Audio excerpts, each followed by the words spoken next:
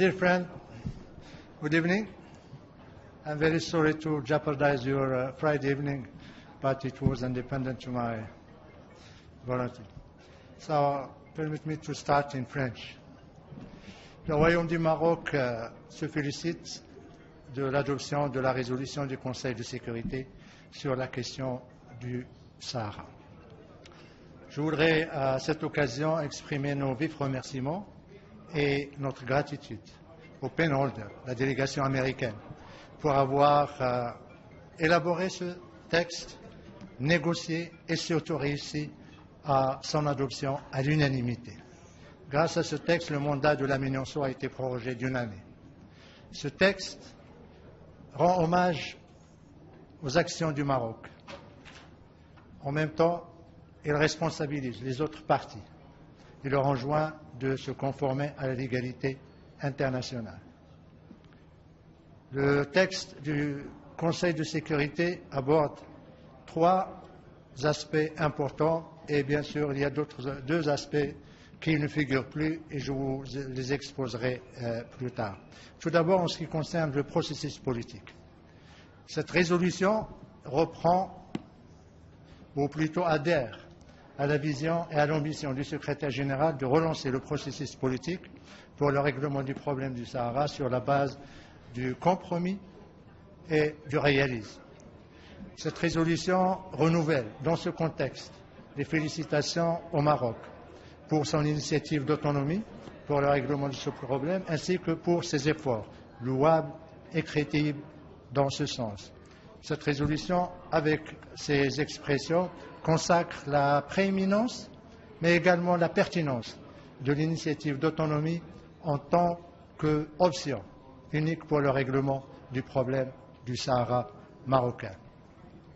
En même temps, cette résolution appelle les autres parties à plus de réalisme, plus d'esprit de compromis, mais plus important encore, c'est l'appel qui a été lancé aux pays voisins, et plus particulièrement l'Algérie.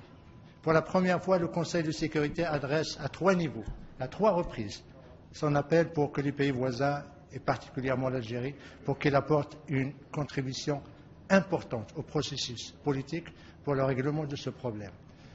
Cette insistance du Conseil de sécurité à interpeller les pays voisins consacre la centralité de leur rôle.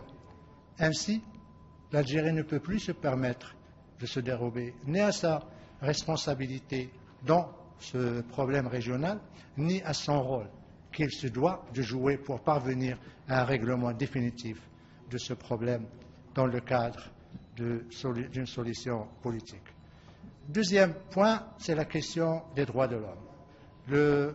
La résolution du Conseil de sécurité félicite le Maroc pour ses efforts dans la promotion et la défense des droits de l'homme au Maroc, y compris son Sahara. Il salue également la coopération du Royaume du Maroc avec le Haut-Commissaire des Nations Unies pour les droits de l'homme, ainsi qu'avec les procédures spéciales qui dépendent du Conseil des droits de l'homme. La résolution salue également l'action du Conseil national marocain des droits de l'homme et surtout le travail de ses commissions régionales sur le terrain, tant à Laayoune qu'à Dakhla. Troisième élément de cette résolution, c'est la question de l'enregistrement. Le Conseil de sécurité, depuis pratiquement 9 ans, pour la première fois, a musclé le paragraphe relatif à l'enregistrement et recensement des populations des camps de Tindouf en exigeant, je répète, en exigeant que des efforts soient entrepris afin que l'opération de recensement et d'enregistrement des populations des camps soit effectuée. Par le renforcement de ce langage, le Conseil de sécurité interpelle l'Algérie pour permettre au Haut-Commissariat des réfugiés de procéder le plus normalement du monde et conformément à son statut au recensement de ces populations. Ça, c'est les trois aspects sur lesquels, bien sûr, le Conseil de sécurité a insisté. Il y a deux aspects qui vous intéressent et qui excitent votre intelligence. Le premier aspect concerne tout d'abord la pleine fonctionnalité. Je voudrais dire ici que pour le Maroc, comme pour le Conseil de sécurité, pour les Nations Unies, la question de la pleine fonctionnalité de la MINURSO est totalement et définitivement close et réglée. C'est la raison pour laquelle il ne figure nullement dans le corps de cette résolution. Deuxième question qui vous intéresse également, c'est la situation à Guelguerat. Vous vous êtes demandé depuis 2 jours pourquoi le Conseil de sécurité n'a pas pu adopter la résolution, n'a pas pu se réunir pour l'adoption de cette résolution. Tout simplement parce que les Nations Unies, surtout la MINURSO, devaient confirmer que le Polisario s'est retiré de la zone de Guelguerat. Cette confirmation est arrivée tardivement jusqu'à ce soir, je crois, à 6h, 6h15, et nous sommes très heureux que le droit a prévalu. La légalité internationale a vaincu l'impertinence, la défaillance du Polisario.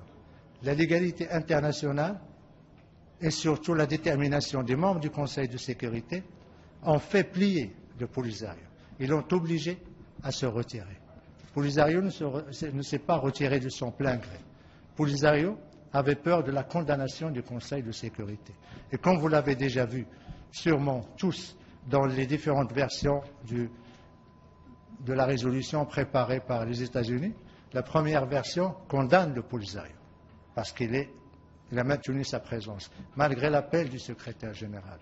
La deuxième version exprime sa profonde préoccupation pour le maintien du Polisario dans cette zone, le non-respect de cessez-le-feu, mais surtout la perturbation du trafic commercial routier. Plus que ça, le Polisario, le Conseil de sécurité était sur le point, et ça figure dans le texte bleu que vous avez tous, à sommer et fixer un ultimatum de 30 jours au Polisario pour se retirer. Et il a préféré se retirer avant que cette résolution ne soit adoptée. Donc, c'est la sommation du Conseil de sécurité, c'est la fermeté du Conseil de sécurité et même leurs amis au sein du Conseil. Lorsqu'il y avait les consultations du 25, ils leur ont demandé de se retirer parce qu'ils étaient pratiquement en dehors du droit international. Ils étaient des violeurs du cessez-le-feu, des accords militaires. Plus que ça, ils étaient comme des brigands parce qu'ils s'attaquaient aux camions, aux voitures et même les convois humanitaires qui transportaient l'assistance humanitaire aux pays africains du Sahel. Donc, nous sommes très heureux qu'il y ait ce retrait grâce à la fermeté et à la détermination du Conseil de sécurité, mais nous restons vigilants, car, comme vous le savez, le communiqué de DPKO ce soir parle d'un camion bizarrement qui est tombé en panne. Nous donnons à DPKO et surtout à la MINURSO le temps de ce week-end pour faire le nécessaire pour que toute trace du Polisario à Guelguerat soit enlevée.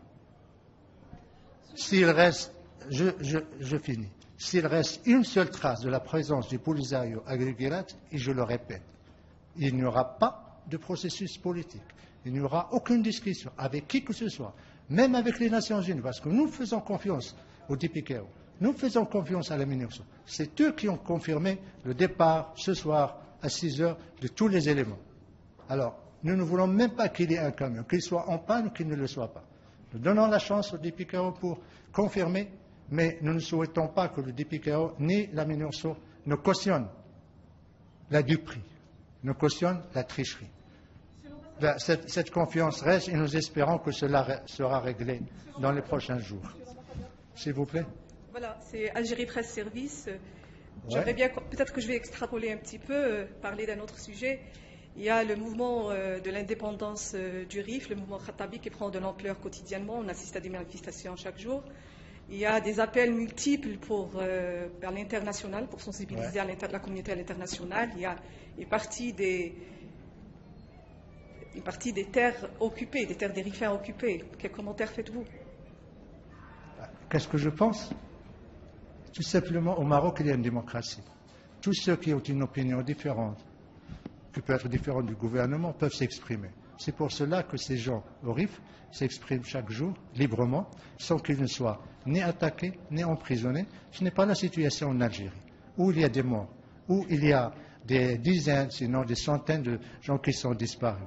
La différence entre le Rif et les Kabyles au Ghardaya, c'est que dans les Kabyles et à Ghardaya, les morts et les disparus se comptent par centaines. Au Maroc, on n'a pas de morts. On a la liberté d'expression, on a la liberté d'expression, on a la liberté de mouvement, on a la liberté de rassemblement. Donc, tout le monde, tous ceux qui peuvent s'exprimer librement, ils peuvent le faire dans le respect de la Constitution. Vous avez, s'il vous plaît. لماذا تم حذف اسم الجزائر في النسخة الثانية بخصوص مخيمة تندوف؟ غادي نقول لك غنجاوبك بواحد المثال مغربي. الشمس ما تتخباش بالغربال.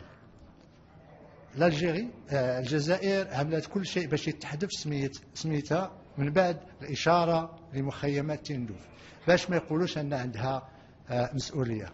وانا تنطلب منك باش تشوف التقرير ديال الامين العام التقرير ديال المشروع قاره ولا القرار اللي وافقت عليه مجلس الامن الان تيطلب من السلطات الجزائريه كدوله مجاوره انها تنخرط وتشارك باهميه. هذا من غير هذه المساله ديال لا ريزوليسيون. شكون اللي كان تيدير يعني هذه الايام الاخيره الضغوط على الوفد الامريكي، الضغوط على الوفود ديال اعضاء مجلس الامن هنايا؟ ماشي البوليزاريو، ممثل الجزائر اللي كانت هي تتفاوض الوفد الامريكي، الجزائر هي اللي عملت الحمله الدبلوماسيه، الجزائر هي اللي مشات تشكات حتى في واشنطن. فاذا ما يمكنش ان الجزائر تدعي انها ما عندهاش دور، بالعكس الجزائر عندها دور وحنا تنقولوا لها لازمها مادام انها تلعب هذاك الدور في الخفاء. حنا الشيء الوحيد اللي تنطلبوا منها هو ان تجي لطاولة المفاوضات ونناقش معها كل شيء. سي أحمد. Mr. Ambassador, yes. Just for our English-speaking yes, please. Audience, you mentioned in your answer in Arabic that Algeria's name was omitted from the resolution based on their campaigning for it. However, the resolution has passed unanimously. What you think would be the Polisario/Algeria next step towards the political solution? Is it at all attainable to achieve this political solution? Thank you very much for your question. The name of Algeria was erased from the report of the Secretary General. The first version, Algeria was there, I think, 15 times. But after it was delayed. The problem is not there. As far as concerned Algeria and Polisario, there will be, if everything is clean in Guerguerat, I'm repeating, if everything is clean in Guerguerat and if Polisario have returned to its original place, the political process, we can discuss it with the Secretary General and also with his next future envoy. But for us, the solution is in the autonomy. The resolution of the Security Council renew its welcome to the initiative by Morocco for the autonomy. We are ready to, as I always say, the autonomy text is just 2 pages and a half. We are ready to make of them 100 pages with all details. But it doesn't depend on us. We have the proposal on the table. It's not take it or leave it. But we are asking Algeria and Polisario to be serious, as we are, to start negotiations and to have it. That's the only solution possible for the Sahara. Yes, please. إذاعة راديو بلوس من المغرب. ماذا سيكون موقف المغرب في حالة إذا لم يتم الانسحاب الفوري والتام والكامل للبوليزاريو من منطقة القرقرات؟ الأمم المتحدة أكدت لنا هذا المساء أن كل عناصر البوليزاريو انسحبوا. هناك شاحنة واحدة اللي بقات هناك. فأنا وضحت في تدخلي الأول لن يكون هناك أي نقاش مع الأمم المتحدة ما دام في هناك أي عنصر أو أي ناقلة عسكرية أو مدنية. كل العناصر وكل الأشياء التي تابعة للبوليزاريو يلزم أن يعني تنسحب من منطقة قرقرات، وأنا مستعدين أن نحكي ونتكلم في المفاوضات مع الأمم المتحدة. Yes, please. Thank you. Thank you, Mr. Ambassador, for all the Arabic and French We didn't understand much of it. Sorry. Can you please give us Morocco's assessment of what actually happened today in English? Thank you. What happened today? Yes, okay. What happened today is that the Security Council was about to give summation, ultimatum to the Polisario, 30 days to withdraw. And if at the end of this ultimatum Polisario was not complying, the Security Council was about to meet 30 days after to take harsh decisions. That's why Polisario didn't have any other choice than leaving. And as some members told them, get out from Guerguerat. That's what they did. Thanks to the Security Council, thanks to the moderation of Morocco, thanks also to the firmity of all members of the Security Council. Even their friends, they advised them not to create problem because they will not be able to resist to the pressure by the UN. Mr. Mathioli. Thanks a lot. I really appreciate it. I wanted to know if Morocco is comfortable with the Horst Kohler as a name that's circulating as a possible envoy. Also, if you're aware of a visit by C-24 to the area. I've heard that they may be going there. And what do you think of that? And finally, what was accomplished with the ouster of the peacekeepers? I mean, the peacekeepers left. Some would say the Council pressured Morocco to let them back in, and they did come back in. Maybe you have a different view, but what was accomplished by them leaving and now being all back? I will answer you to your question, but before, I would like to flag some statistics. Go ahead. Okay?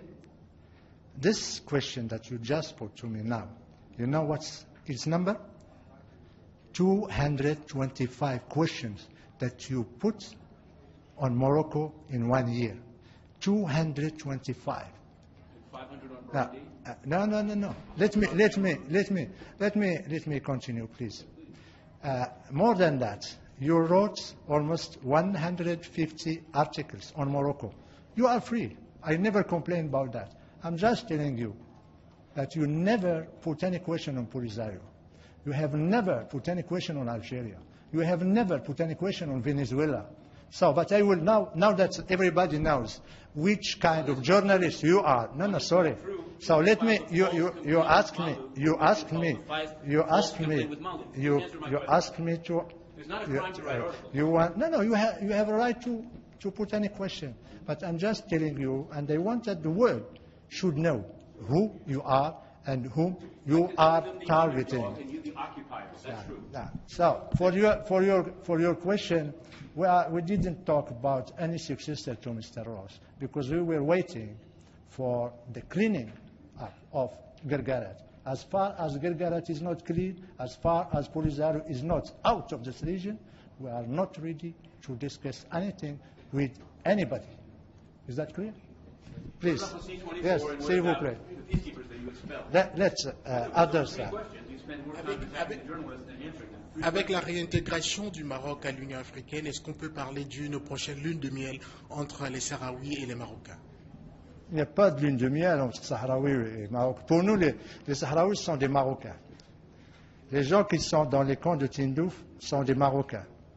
Et nous sommes, depuis pratiquement le début du conflit, nous avons toujours demandé à ce que ces gens-là soient permis, autorisés à rentrer chez eux avec toutes les garanties nécessaires, garanties internationales nécessaires.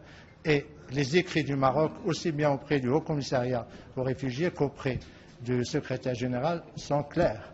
Donc pour nous, nous souhaitons aujourd'hui, avant demain, que le problème soit réglé et que ces familles qui sont séparées puissent se retrouver, soient réunies. Et afin de vivre dans le respect, la démocratie, la liberté, le développement et la prospérité, parce qu'ils ont été contraints de perdre 40 ans de leur vie. Beaucoup d'entre eux sont morts dans le désert algérien. Beaucoup d'entre eux ne connaissent rien d'autre que les tentes, le désert et la chaleur. Le Maroc leur offre la démocratie, leur famille, la prospérité et pouvoir participer à l'élan économique de la région, mais également à sa vie sociale, culturelle et surtout politique. S'il vous plaît, Madame Bouchra. Ambassadeur, pour revenir au successeur de M. Ross, le Polisario a donné son accord pour l'ancien président allemand. Le Maroc n'a pas donné son accord jusqu'à présent.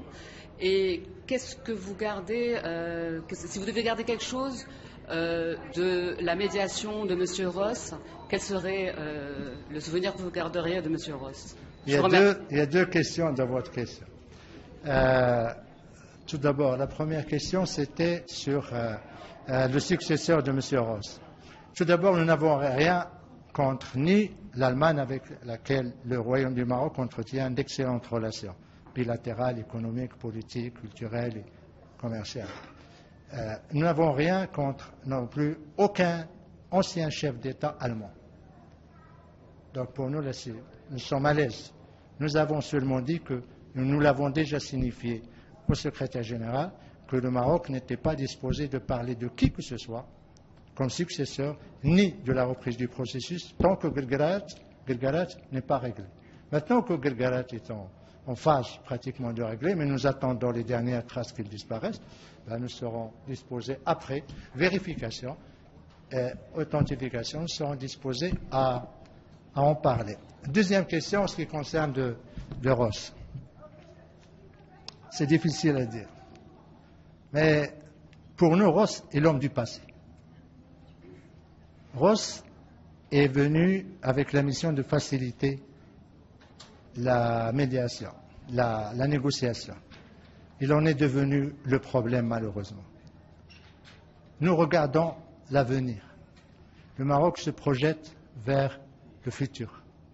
Et je dirais, et là ça sera ma dernière observation, Ross aura été le meilleur diplomate que l'Algérie ait jamais eu ces 40 dernières années. Je dirais plus rien.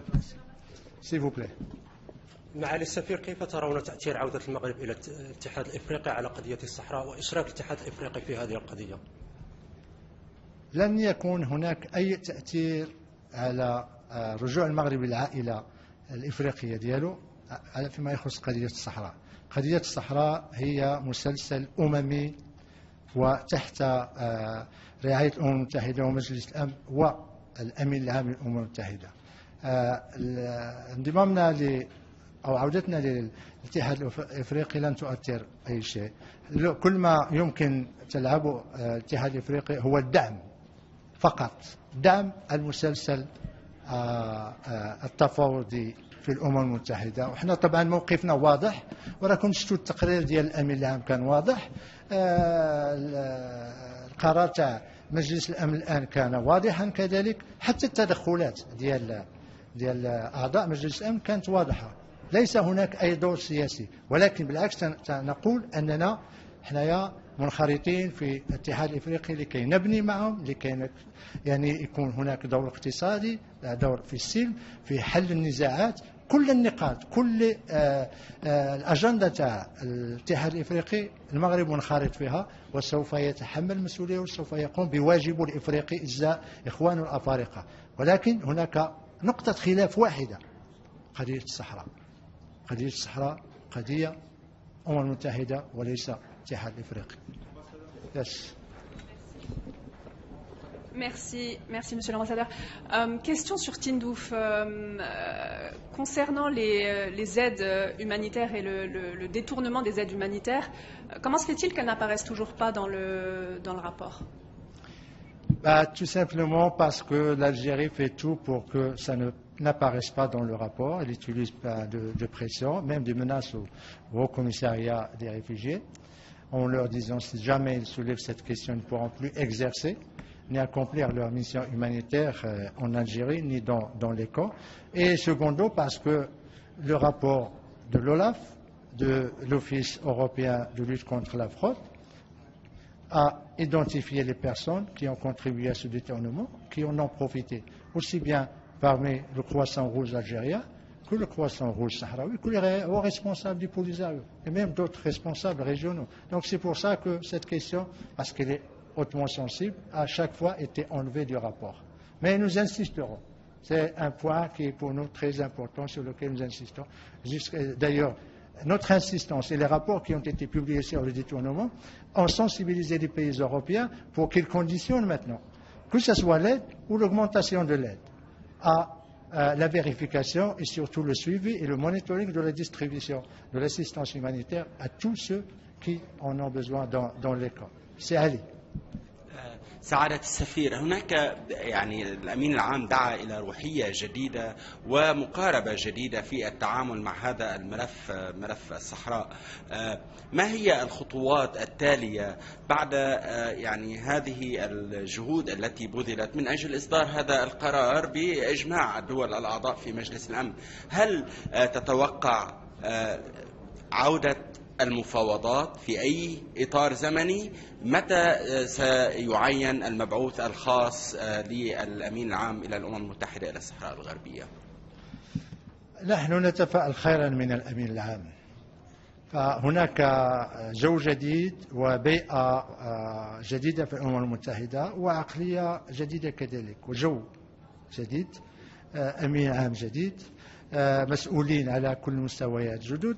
سوف يكون هناك تعيين لمبعوث خاص تاع أمين العام، سوف يكون جديد، سوف يأتون بروح جديدة. وإحنا طبعا نحن مستعدين للتعاون. إحنا لم يعني ندخل بتعاوننا مع الأمم المتحدة. كان دائما طلبنا الرئيسي هو أن الأمم المتحدة ومبعوث الأمم المتحدة المسؤولين في الأمم المتحدة يكونوا متحلين بالمصداقية بالمهنية باش لا يأخذون موقف بالحياد، يكونوا محايدين بالضبط.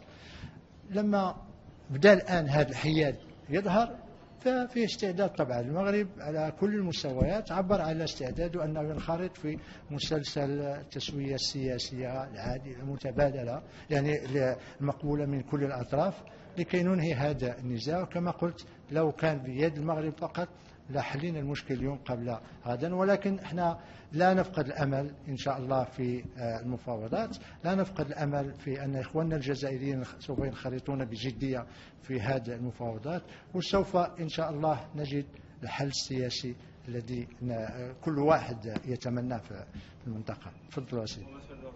Merci. Je voudrais revenir sur la question humanitaire. Le texte voté aujourd'hui a appelé à l'augmentation de l'aide humanitaire aux personnes vivant dans les camps de Tindouf. Comment vous voyez cet appel en l'absence d'un recensement et d'un nombre exact des personnes vivant dans ces camps? C'est vrai, la résolution appelle à l'augmentation de l'assistance humanitaire. Mais en même temps, la résolution demande, et avec un paragraphe qui a été musclé cette fois-ci, à l'Algérie, en tant que pays hôte, de permettre le recensement. Et le Conseil de sécurité, pour la première fois, exige qu'il y ait des efforts dans ce sens. Nous espérons que nos frères algériens vont permettre au Haut Commissariat aux réfugiés de procéder à l'enregistrement. C'est une obligation statutaire du Haut Commissariat et c'est une obligation internationale de l'Algérie. Et comme je l'ai souligné tout à l'heure, tous les pays européens ont pris conscience qu'il y a des détournements, ont pris conscience qu'ils ne peuvent plus pratiquement envoyer leur assistance humanitaire sans recensement. Ils ont également décidé dorénavant de demander à ce qu'il y ait le recensement, à ce qu'il y ait le suivi et à ce qu'il y ait la vérification. Tout cela verse dans la protection internationale de ces personnes vulnérables. Le Maroc, tout ce qu'il souhaite, c'est que s'il y a 100 000, qu'on nous dise qu'il y a 100 000, s'il y a 500 000, le Maroc serait prêt à accepter ce chiffre. Mais, comme l'a dit le Parlement européen, l'argent du contribuable ne doit plus financer la tricherie, le détournement et l'enrichissement des responsables du Polisario et certains responsables algériens.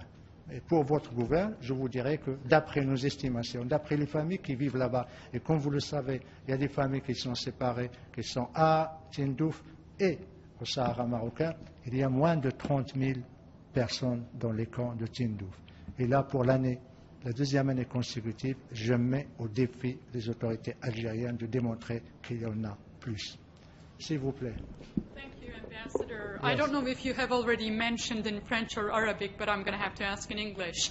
The Secretary General and the Security Council resolution also called for the resumption of talks. What is your comment on that, and when do you think that would happen? And my second question is, what is your response to the accusations of Morocco exploiting natural sources in Sahara? Thank you. So, for the first question concerning the talks, we hope that there will be new spirit in the coming weeks. Morocco is ready to cooperate with the Secretary General. We already informed him since his beginning on January that Morocco would like to work with him, would like also to create partnership that will lead to for a real atmosphere of dynamic of negotiation and looking for political solution to this problem. So as far as it concerns Morocco, there is a good political will, but as I said in Arabic and I think also in French, we want to be clear that everybody, all the elements of Polisario, all their tracks have left. They must go before Morocco can sit with the Secretariat to discuss about the succession of Mr. Ross and resuming of the process, political process. As far as it concerns the accusation and allegation that Morocco is exploiting the natural resources, I just would like to recall you that who is investing now in Morocco, in the Sahara? It's Morocco who is investing $8 billion for development. There is now building of universities, ports, highway, airports. This is the infrastructure. And this is with the money of the contributors of Morocco. That's one side of what Morocco is doing. The other side is who is now exploiting the fisheries, who is now building or having farms, agriculture. It's the Sahrawi people who are there. They have their companies, they have their boats, they are working in the ports. And when we see what we compare, in the Tindouf camps, Algeria is offering nothing than hits, sons, violation of human rights.